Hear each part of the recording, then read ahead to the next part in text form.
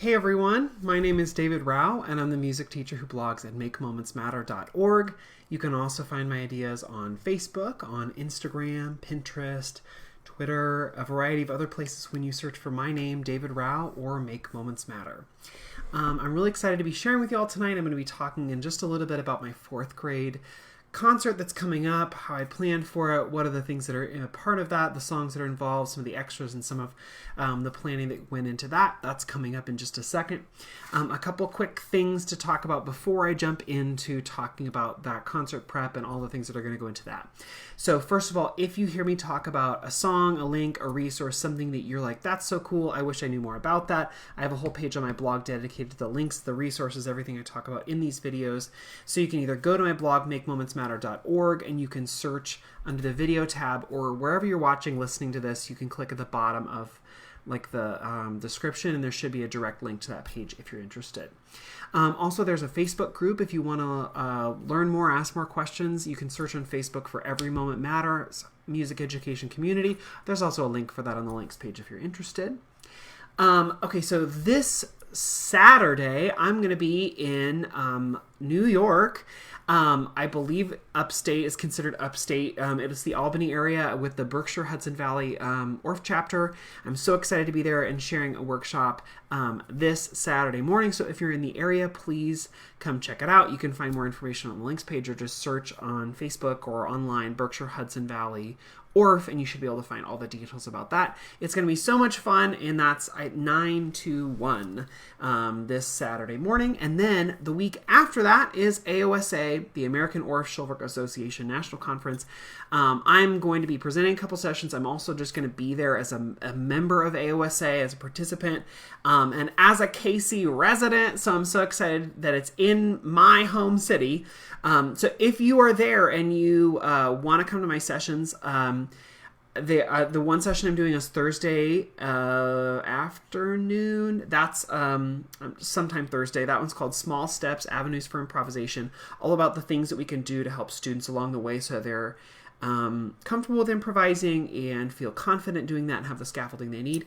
And then I'm also doing a session on Saturday that is, I'm presenting it once and then I'm presenting it again, a repeat of that session. So, but if you see it on the schedule, it's on there twice, but it's the same session just 2 times.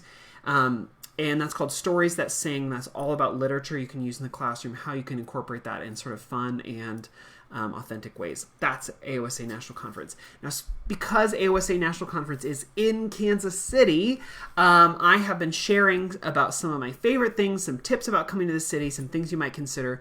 So on my Facebook page, which you can find if you search David Rao at Make Moments Matter, I have been sharing all sorts of tips and things that might be helpful about Kansas City. For example, I shared just today about local coffee shops you're going to want to consider because you're not going to want to go to Starbucks. You're going to want to go to the really good stuff. So I shared about some local coffee shops you could go to. I shared about food that's close to the convention center, Mexican restaurants especially that are close to the convention center, barbecue places you could consider. Other non-food things, if you want to use Uber or Lyft, I have some tips and ideas about that. I talk about grocery stores in the area if you want to stock up on resources for your hotel room or want to get snacks or something for lunch. I talk about museums and fun things to do in the area, how to get around on the Kansas City streetcar. All of that is on my Facebook page. I've been sharing about like one basically idea a day. Today was coffee shops. Tomorrow will be something different. So if you want some of those ideas, you're coming to Kansas City for a national conference, check that out. Okay, and then one more thing. 2 more things. Okay, the first thing is that Samson, my Basset / Beagle / Dachshund / we're not sure, is with me tonight. So if you hear a little pause or someone chewing on a little wishbone toy, or you see him pop up, he's here. Just be aware of that. Or you hear me like nicely, hopefully reprimanding him to get down or whatever. That's why. And then the other thing is I probably will not be on next week because next week, Monday night, is Halloween. And so I know a lot of y'all will be busy that night. I'm sure I'm going to be fielding doorbells all night that night, handing out kid candy to the kids in my neighborhood. There are a lot of kids in my neighborhood. When we moved in, they were like, yeah, we think there are 75 kids within a 4-block radius. 75 kids. I think they even said elementary or younger. That's a lot of kids. Anyway, so I'll probably not be on next Monday because it's Halloween and I'll be busy handing out the candy. Okay, so that's all of the stuff, the housekeeping stuff. Let's talk about programs, and let's talk about specifically, I'm going to talk about my 4th grade concert, which is coming up, and then talk a little bit about concerts in general, but then I'll go through the specifics of what songs I'm doing and why, and some of the ways I'm souping up some of those songs to make it more exciting, more fun for parents, and fun for kids along the way. So, generally, concerts. There is no right or wrong way to share a public performance with parents.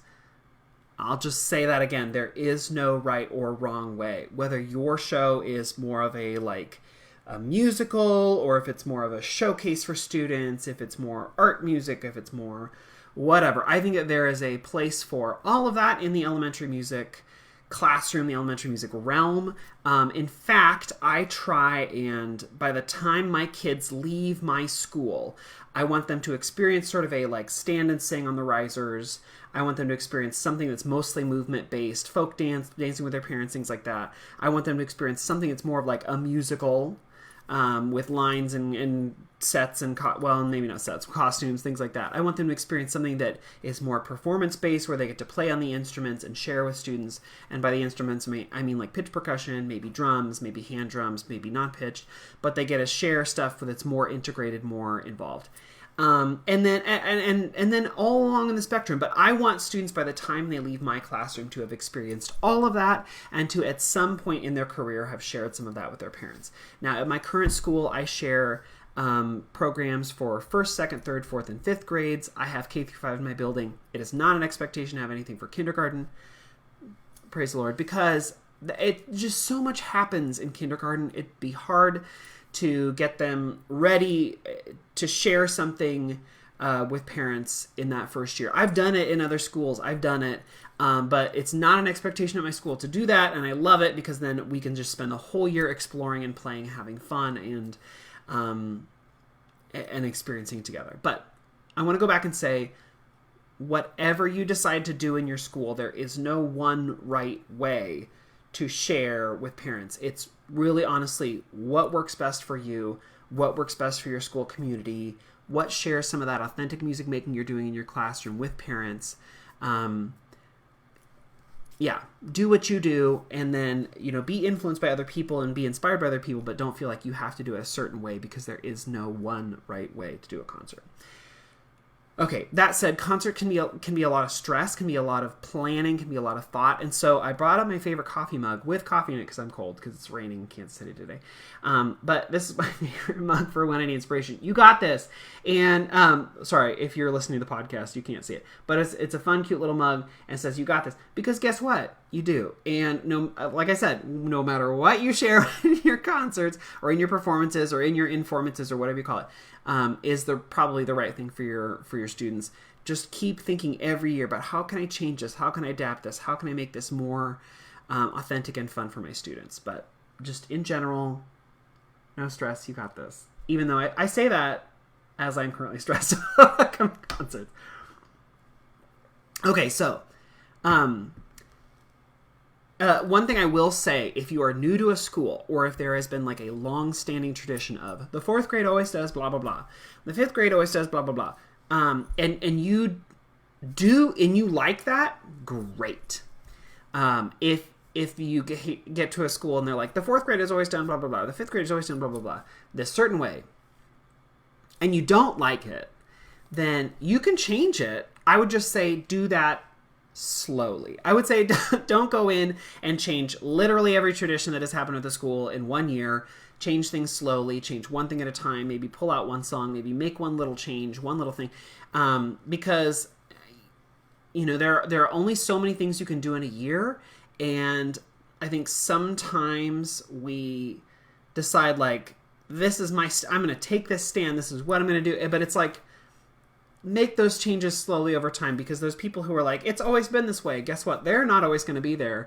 And so it's okay to make changes slowly over time, especially if you're basing them off of what's best for my students. And you can use that you can use that justification of, I don't know if this is best for our students, or what about this other thing? I know this is the way it's always been done. Can we maybe change a couple things?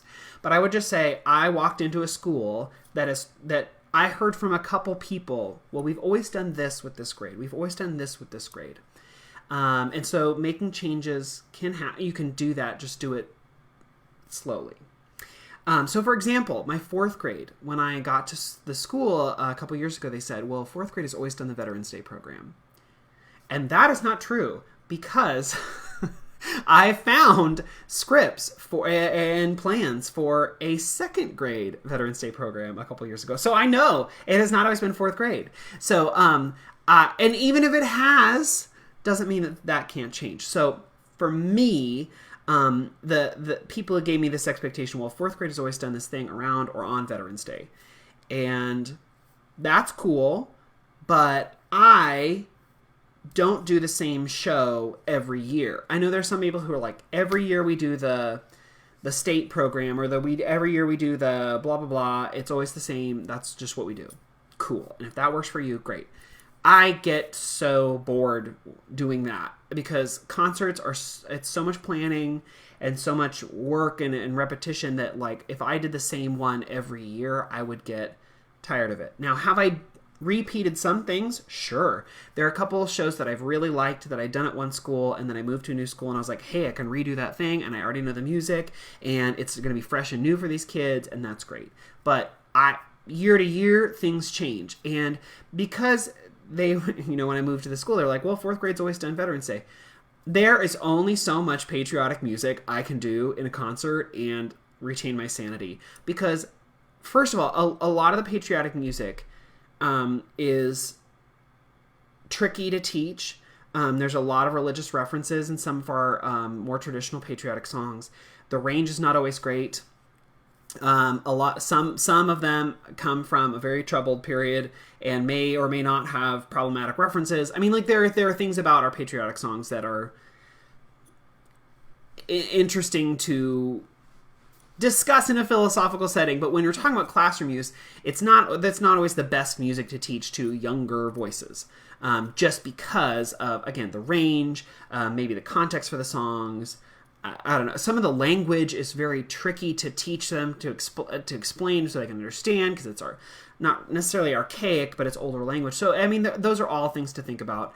For me, there's only so much patriotic music I can do before I get, like, bored, because, again, I feel limited to just a few songs that I can do, and then how much can I do them, and then so for me, I was like, I want to make some changes slowly to this. So last year I did a patriotic program, and it was it was like, we did America the Beautiful, where, we did one of the verses with sign language, and that was super fun. I think I actually shared about my plans and prep for that last year, so I'll try and find that on the links page from last year and link to that video in case you're interested, where I break down and talk about all the songs.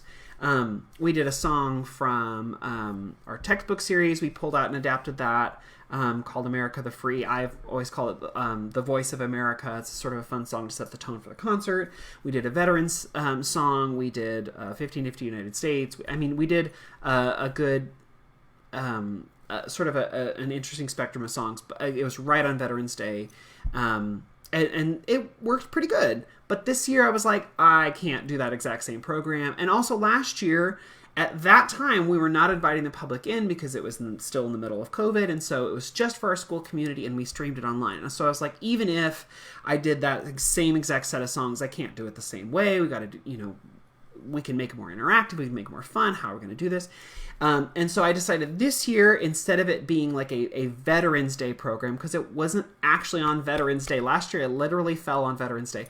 But this year it wasn't. I was like, we can still have a veterans element. It can still be sort of themed around America, but I want to change some things. So this year I'm calling it Every State is Great. It's a focus on the states, which means that, yes, you can do patriotic, like, the United States, but you can also do more of a focus on a certain state, maybe specifically our state, the state we're in, so then I can pull in some things that are maybe more aligned with themes and ideas in Kansas, but also can do something patriotic, but also can do veterans, but also can do, so it's just sort of more of a conglomeration. Is instead of just focused on just patriotic and veterans, it's now sort of more general about the states. And then what else can you do with that? And so let me run through the songs that we're going to do and talk a little bit about each one, and then sort of share sort of the process for that and some of the extra things involved in that. So the first song we're going to do is this song called Hats Off to America. It's one that I learned when I student taught, but it's a super fun song. I don't have the publication information at home with me today, so when I find that at school tomorrow, I'll put that on the links page.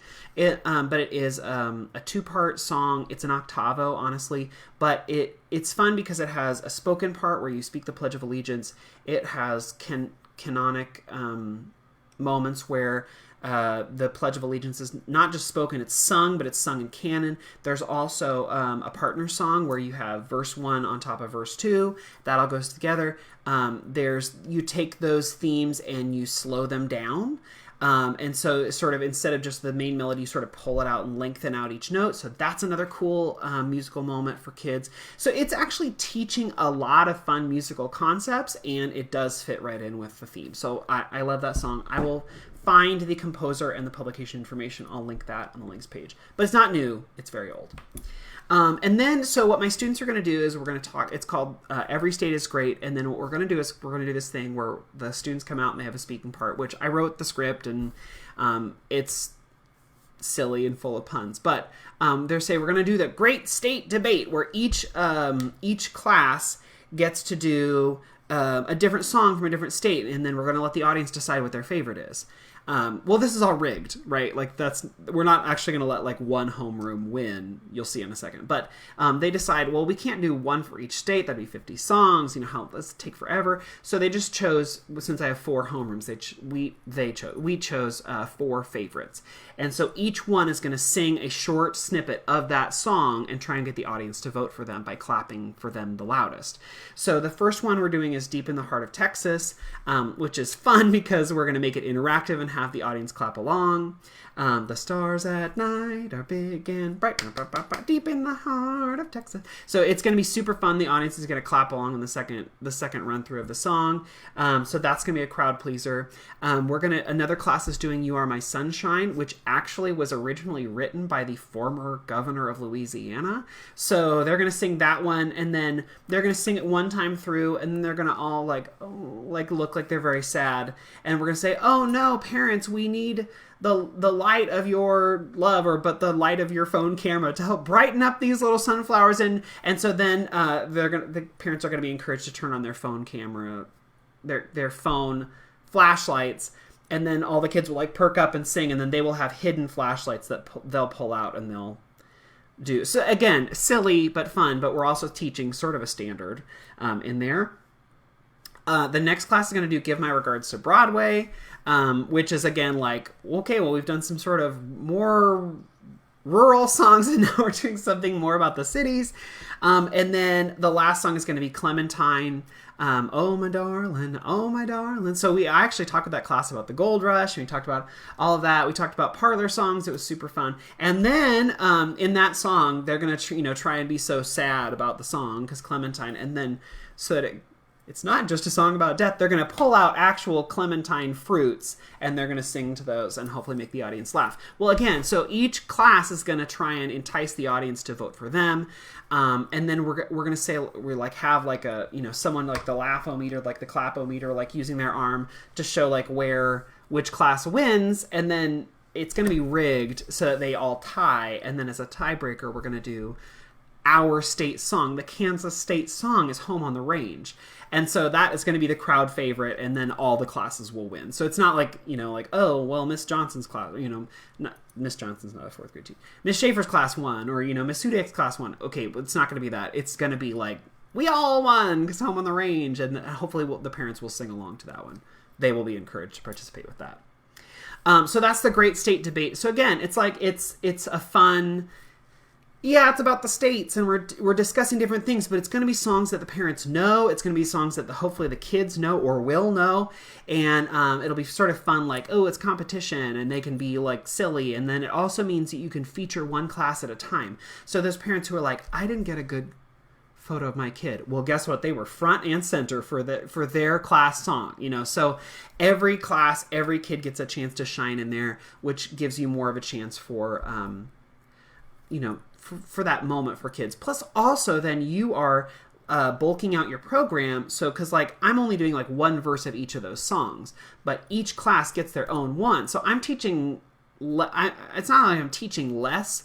I'm just teaching different songs to different classes, and then that makes my program just a little bit longer, and it does give more of a focus to each class, and I'm not teaching the same song to every class. It's like one focuses. So it's sort of like I'm not going to say a cheat, but it's a special way so that you can have each class gets their own feature, but then also, you're sort of adapting the way the concert works. Okay, then we're going to do this silly song based on a super duper old joke. What did Della wear? She wore a New Jersey. So Music K8 has a sung version of this joke, and there are 4 verses. We're only going to use 3, and so what we're going to do is we're going to do the first verse. What did Della wear? She wore a New Jersey.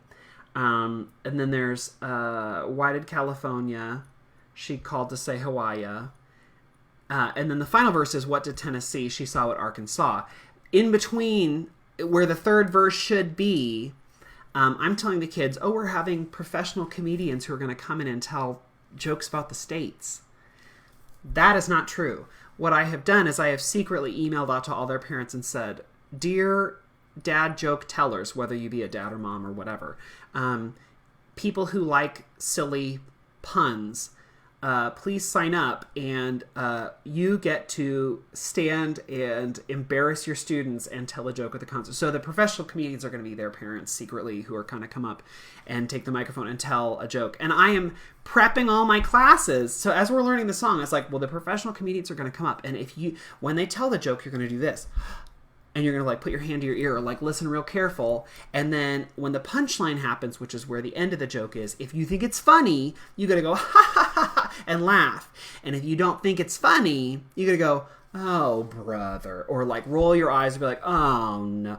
And so I'm prepping them with a couple of random jokes to know what to do. But there are going to be a couple kids who, surprise, their parents are going to be the ones telling the jokes. So I'm so excited about that. I can't wait for that moment to happen, but I'm going to be there vamping on the piano in between. There is a recording if you want, but I'm going to be there vamping on the piano while these, parents tell the joke. You could change it in lots of different ways. For our school performance, it's going to be teachers who are going to do it, but you could even have students come up and tell the jokes, but it's going to be sort of fun. Then we're going to do a song that is veterans focused. It's called The Lights of Freedom. This is another Music K8 song. I'll talk about Music K8 in just a second. It's another Music K8 song. Both What Did Della Wear and Lights of Freedom are recommendations from y'all. So last year and earlier this year, as I was planning for this, I put a question on either my Facebook page or on that group, Every Moment Matters Music Education Community, saying hey, what are your favorite songs about states, or what are your recommendations, blah, blah, blah. And I got the recommendation of Lights of Freedom from someone who out there was listening as a part of this community, and also What Did Della Wear. I found that from folks out there, so thank you so much. Lights of Freedom, what are we doing with it? It's a super fun little song. The original version from Music K8, there's an introductory little verse, and then there's the second verse, and then they go through, and every measure that plays during this instrumental part, they read the name of a state. Well, we don't need that because we're doing the 50 Nifty United States, and instead I want this to be veterans focused. So on the recommendation of the person who recommended this song to me, instead of saying the names of the states, we're going to say the Army is the, blah, blah, blah, and the Army National Guard do blah, blah, blah, and if you are a veteran, or if you are currently in the Army or Army National Guard, or you are a veteran, please stand. Plus, also, I'm having parents send in photos of family members who either could be there or maybe can't be there, who are a part of the Army or Army National Guard. And I'm going to play it on a slideshow, and it's going to have their name and the branch they're a part of. And so parents are sending those in. I did this last year. It was super cool. And then also, maybe it was great grandpa and he passed away in World War I, or maybe it was, my cousin, but he lives in California and he served in whatever, so it's fun to be able to mention those people even if they can't be there and have their photo up there. So that's something that's going to play as we sing and go through. And then the last song is the 50 Nifty United States. It is a perennial favorite. It's a great song, and my kids will sing it all by. In fact, the librarian sent me a video the other day. She was like, "They're singing it again in here." Actually, that was not the way she said it. She said, "Oh my gosh, they're singing it. They just did it on their own." So I know they like the song. It's one that's going to stick with them. And so I know some people hate the song, but I like it. I didn't get to sing it in elementary school, and I like it now. So that's one that we're going to sing, and that's our closer. Plus, also, I think a lot of the parents know it. Now, let me go back and talk about two things, 50 Nifty and Music K8. I want to talk about both those things. And then I'll talk about the extras that are going around the concert. So the first thing, 50 Nifty United States, is it's one of those songs some people are like, oh, I don't know, it's not the most artful song or whatever. But, guess what? It makes kids love music. It makes them want to sing with their friends on the bus. It makes them... It is something that you can mention to a group of adults, and group of adults who are like, I can't sing. They will do it now. And so whether or not this is art song of the millennium doesn't matter in my head, because it is a song that they want to sing, that they will sing, that even adults who are, I don't want to stand in front of others and do it will sing.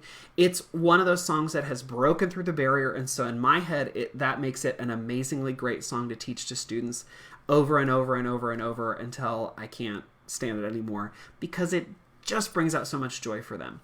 Also, I searched 50 Nifty United States just for fun, and I found a video of Lin-Manuel Miranda singing it before Hamilton, when he was on Broadway. He would do these afternoon pop-out sing things, and this was one that he did. He and Jonathan Groff sang their favorite songs from elementary school. Lin-Manuel Miranda sang 50 Nifty United States, which I thought was hilarious. And then Jonathan Groff sang his favorite song from elementary school. It is a Music K8 song from volume 7. And it just made me think, again, Music K8 I think is a resource that we sometimes undervalue as music educators, and we absolutely need to value it, because I remember there are songs that my friends and I we go to class reunions or whatever, and everyone's like, do you remember Jaws of the Jurassic? Do you remember singing that in Mrs. Riddick's class? Or do you remember blah, blah, blah? And so many of these great songs are Music K8 songs that have been around for so long. And I remember when Mrs. Riddick would be like, all right, put in the cassette, and we're going to play and sing along to blah, blah, blah.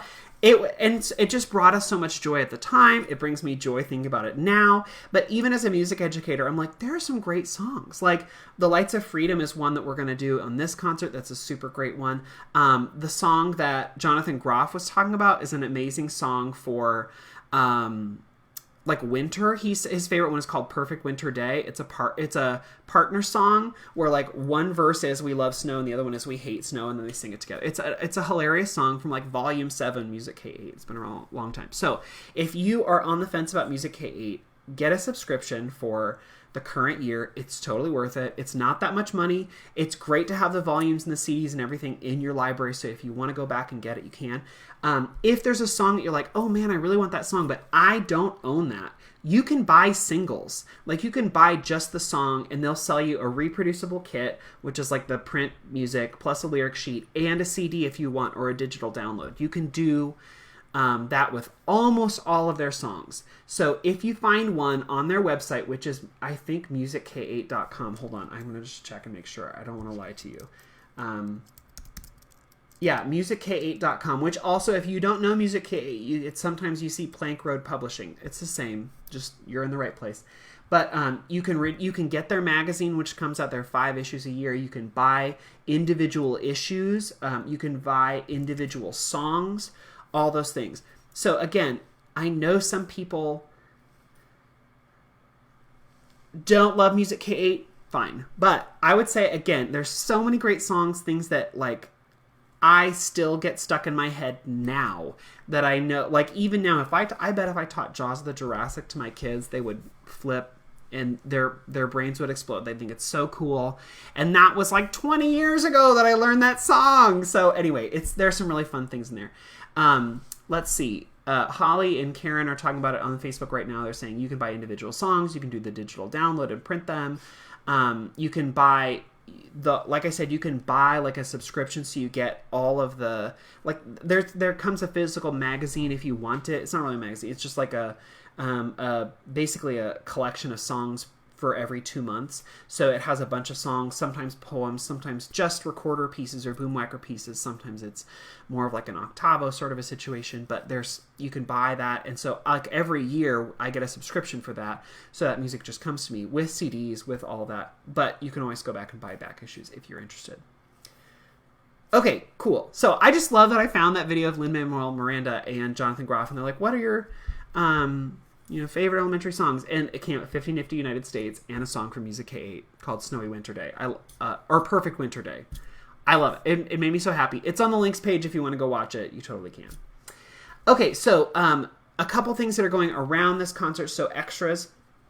So I'm integrating with my team, my specials team. A lot of times the art teacher at my school will do themed art around whatever the theme for the concert is. So if it's the ocean, the kids in that grade will do like ocean themed art, where like basically she takes the concept she was probably going to do anyway and then just like makes the setting like the ocean or whatever. Or sometimes she'll do special things just for the concert, and then they put that out in the hallway so parents can see that when they walk through, which is always cool. That's something that's sort of easier to integrate. If I say like, here's the themes for the year, she can plan that into her long range planning. But I've always thought like, what could we do with like my library and my tech teacher? Like, how could we integrate that? Because also my PE teacher and I now are planning like a folk dance concert. So another integration, which is great. What can I do with library and tech? Well, this is a concert all about the states. So the librarian, with all of the fourth grade classes, they're spending some time researching the states in library, using all the resources and things in library, digital resources, print resources, to find information about states. And then in tech, in our tech class, they're creating a PowerPoint slide that has a couple little facts about the state, maybe a picture of the state, and something about that. And then what we're going to do for the concert is I'm going to have a QR code so that when parents get there and drop off their kid, and they're sitting in the gym for 10 or 15 minutes, they can scan the QR code and they'll be able to get onto the PowerPoint for their students, and flip through the slides, see their students' slides, see the research they've created. We could print it out, but paper's at a premium, and why not use the tech that we're learning about? So on their phones, instead of just sitting there, checking Facebook or whatever before the concert, they can go through, and then that's something they could share with parents or grandparents who are far away or whatever, and it's just sort of another fun connection. That was something that I mentioned to my team, and they were like, yeah, let's do it. So if you want, there's some really cool things like that you can do. Like I said, there's going to be a lot of participation in this concert of parents either like interacting, clapping, reacting with students as things are happening. There's also parents who are going to be coming up and telling jokes. There are parents who are going to be sending in photos. So my hope, again, is that even though this is maybe not the exact way they've done things for years and years, that it does integrate the whole school community and is something fun for everybody. Okay, that's my big fourth grade concert. That's coming up in just a couple weeks, like 3 weeks. Too soon. And so then on my fifth grade concerts in December, I have 3 more in the spring. If you have any other thoughts or ideas about, hey, here's what I would throw into my patriotic /state/ whatever theme concert, please go and put that on the conversation on Facebook or Instagram or wherever you're watching, listening to this. Add your comment. Even weeks and months later, people sometimes see they see the comments, and it's really helpful. So any sort of comment or idea you can post would be so helpful. Like I said, I'm really lucky. We're doing the great state debate, and then we're going to end with our state song. If you live in a state where you're like, our state song is like, it's no good. I mean, I don't know. Home on the Range is a pretty great song to like have as your state song, because it's like iconic and it fits our state so well and people know it. But if you're like, I don't know, you know, like you can adapt and change that however you want. You can do whatever you want. But that's something sort of fun for our students that we get to do since we're here in Kansas. Let's see. Rebecca on Instagram says, "Can you post your dad jokes?" You mean all of my dad jokes for all of my classes? I'd be happy to do that because I do love puns. I'm assuming you mean for just that one song. I'm actually leaving it up to parents. I'm saying submit your name and a joke. And I gave an example of a joke that is state themed. And the example I gave to parents in the email was, did you hear about the fisherman from Maine who was late to work too many times? Yeah, she lobster job.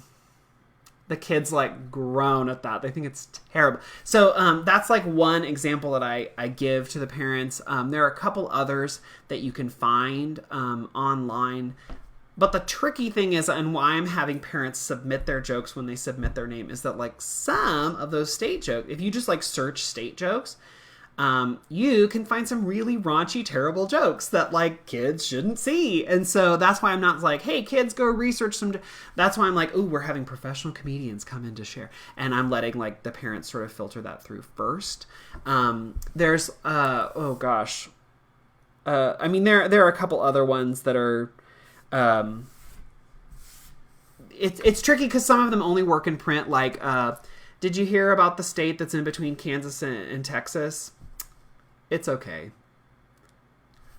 Oklahoma? Okay. Anyway, okay, there are a couple other ones that, again, kids wouldn't get. There's like one that's like, how long does it take to get from state to state? And they're like, one Mississippi. Kids don't get that because they don't say one Mississippi, two Mississippi anymore. But there are some jokes in there. Anyway, so I'm having parents submit. But if you do a Google search of like state-themed puns, you can find a lot. Some that are appropriate, some that are not. Okay, well, that's basically my 4th grade program that's coming up. Like I said, if you have comments or ideas, please post those in the comments. Just one quick cycle back before I say goodbye. If you are in the Albany, New York area and you want to come join us for the Berkshire Hudson Valley ORF Chapter Workshop this Saturday, we'd love to have you. I'm so excited to be heading out east for that workshop this Saturday. And then if you were coming to Kansas City for AOSA National Conference, the National Conference of the American ORF Schoolwork Association, it's in Kansas City. It's going to be great. If you're coming, please check out my Facebook page, David Rao at Make Moments Matter. I'm posting every day another tip, another idea, something about if you're coming to Kansas City, here's what you should know. I've already posted my favorite barbecue restaurants. I've already posted favorite coffee houses that are in walkable distance from the convention center. I've talked about where to get groceries. I've talked about how to use Uber and Lyft, all sorts of things. There are going to be new tips every day. So check it out. Ask questions if you're interested. I'd be happy to talk about my city. I love Kansas City. Okay, thanks so much, everyone. I'm not going to see you next Monday night because it's Halloween, and I know that you're going to be busy. I'm going to be busy. So I'll probably see you in 2 weeks. I hope you have a great time with your kids this week. Thanks so much for spending your Monday night with me. Bye, everyone.